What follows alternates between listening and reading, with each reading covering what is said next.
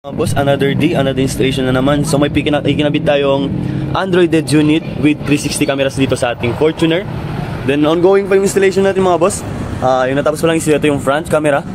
Then yung dalawang side mirror is binabaklas pa. Then ito yung Android Dead unit natin. Dito lang yan boss sa ating shop, Andres Auto Accessories. So bali mga boss, ito yung Android Dead unit with 360 camera na pinili ni sir. Bali, ipapakita ko sa inyo yung mga features nito. Then ito mga boss ito yung Android Dead unit with 360 cameras. Ito mga boss, hindi lang siya masyado maayos kasi dito lang yung nakalagay yung mga cameras natin. Hindi tulad doon. Mamaya ipapakita ko sa inyo kung gaano kalinaw at kaganda.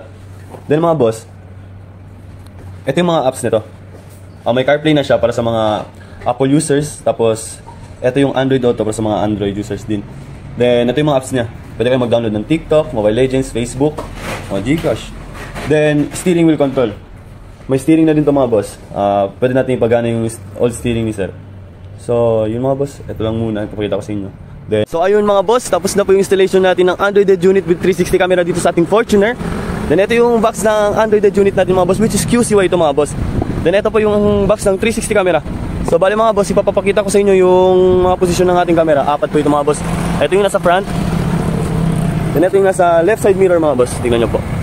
Sobrang ganda. Then ito yung nasa back, ito yung rear camera natin mga boss. Then ito mga boss.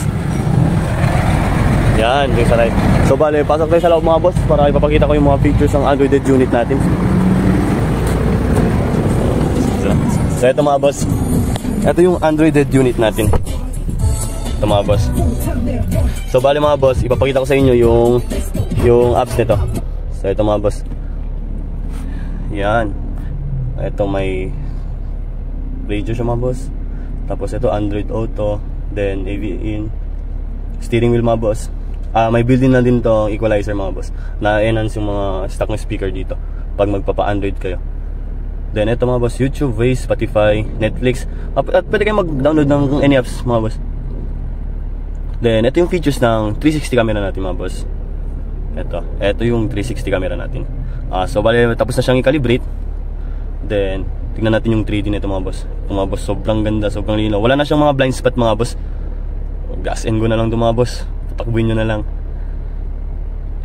Then ito yung front mga boss.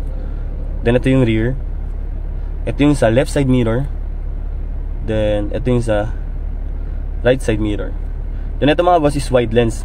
Pinag-combine na left, right camera ng side mirror at front. Then same mas sa back. Pinag-combine yung left, right, then yung rear camera.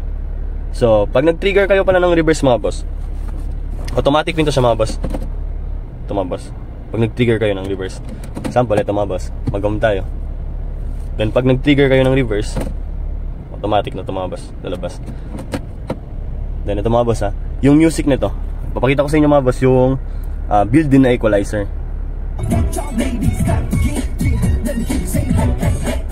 Ito mga boss, built-in yung equalizer nyo. Pwede nyo paglaruan yung temp ng speaker nyo. Ito mga boss, on stage, speaker. Mga boss, check nyo kung gumagana ba yung apat na speaker nyo. Then yun lang mga boss. If gusto nyo magpa-install ng ganitong unit, visit lang sa ating shop. Yung shop is located here sa Purok Baha Tadao Landmark sa Mayshell.